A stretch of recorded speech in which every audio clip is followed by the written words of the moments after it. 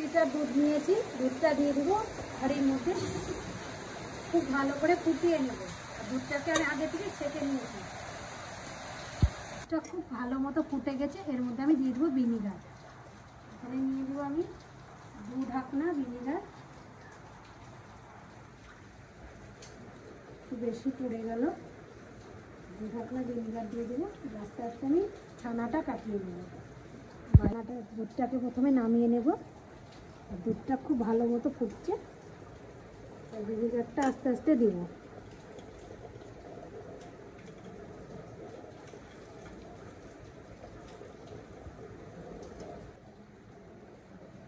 দেখুন কত সুন্দরভাবে ছানাটা কেটে গেল।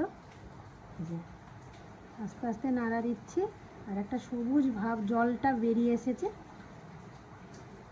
দেখুন ছানার থেকে কতটা জল বেরিয়েছে। এই জলটা আগে আমি ফেলে দেব।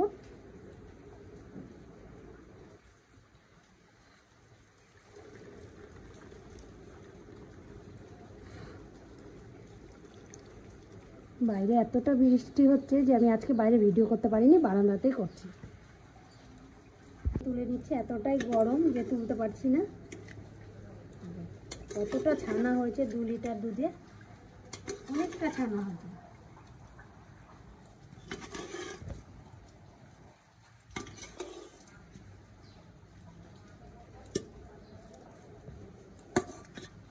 আমি জল দিয়ে অল্প অল্প ভালো করে, খুব ভালো করে ধুয়ে নেব। খুব ভালো করে ছানা থেকে যে আলগা জলটা আছে সেই জলটাকে আমি বের করে নেব।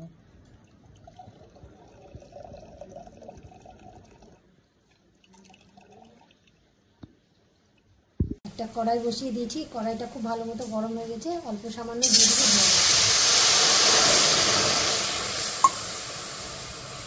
এখানে আমি 500 দুধ নিয়ে নিয়েছি, জলের মধ্যে দিয়ে দেবো আর খুব ভালো মতো ফুটিয়ে নেব। আর দুধটাকে আমি আগে থেকে ছেঁকে একটু জাল করে রেখেছিলাম,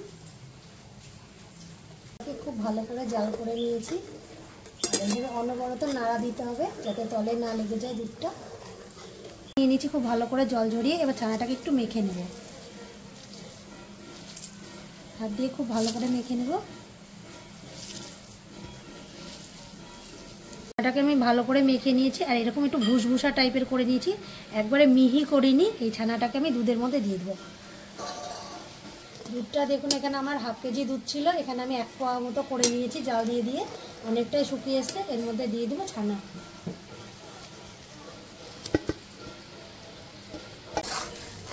ছানাটা খুব ভালো করে ফুটছে, এর মধ্যে দিয়ে দেবো আমি চিনি।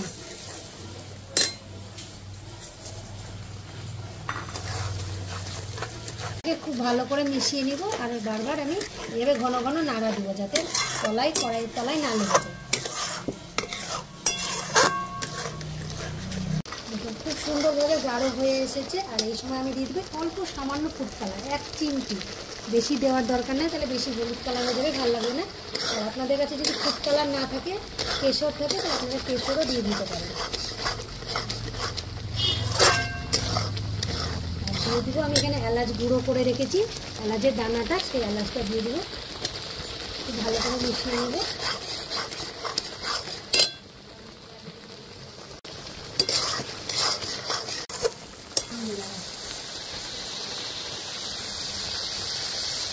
সুন্দরভাবে জমে এসেছে, আর একটু নাড়াচাড়া করে আমি নামিয়ে দেবো।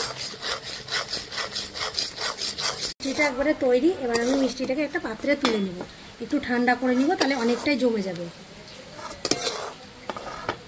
ছানাটাকে আমি খুব ভালো করে ঠান্ডা করে নিয়েছি। এবার একটা দলা করে নিব, একটু উষ্ণ উষ্ণ গরম আছে, একটু বড় করে একটু দলা করে নিয়ে এইভাবে একটু চাপ দিয়ে দিয়ে এবার একটা গোল পাকিয়ে নেব।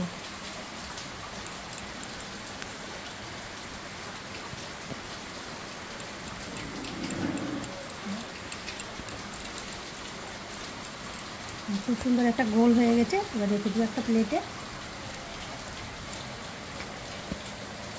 এটা বানিয়ে নেব, একটু চাপ দিয়ে নেব এইভাবে হাত দিয়ে, তারপর আস্তে আস্তে গোল বেঁধে নেব। আপনারা যেভাবে নাড়ু বানান ঠিক সেইভাবে বানাবেন।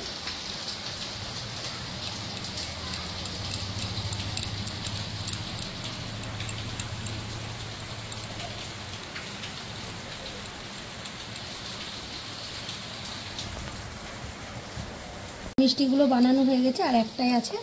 এইভাবে একটু চাপ দিয়ে নিব, এই যে চাপ দিয়ে নিয়ে তারপর আস্তে আস্তে গোল করে নিব। মিষ্টিগুলোকে একটু সাজিয়ে নিব যাতে দেখতে খুব ভালো লাগে। দিয়ে দেবো একটা ছোট ছোট কিশমিশ। এরকম কিশমিশটাকে আমি খুব ভালো করে ধুয়ে নিয়েছি, একটা করে কিশমিশ দিয়ে দেবো। কিশমিশগুলো দিয়ে দেবো একটা একটা কিশমিশ।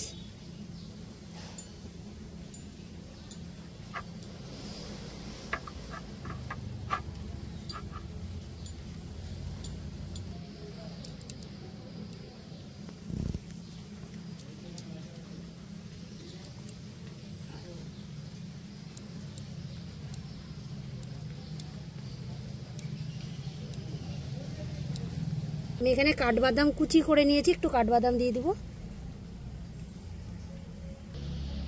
অল্প অল্প করে সামান্য বাদাম দিয়ে দিব, খেতেও খুব ভালো লাগবে।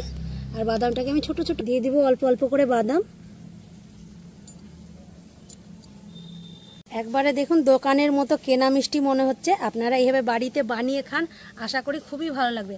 আর এতক্ষণ এত বৃষ্টি হলো, আমি ভিডিওটা আজকে উপরে বানাতে পারিনি, ঘরে বারান্দাতেই বানিয়েছি। মিষ্টি বানানো হয়ে গেছে আর মিষ্টিটা একবারে পারফেক্ট হয়েছে।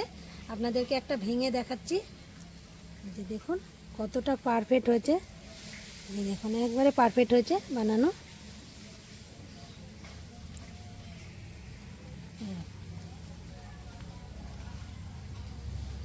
আমার রেসিপিটি ভালো লাগলে আমার চ্যানেলটিকে সাবস্ক্রাইব করুন ও লাইক করুন।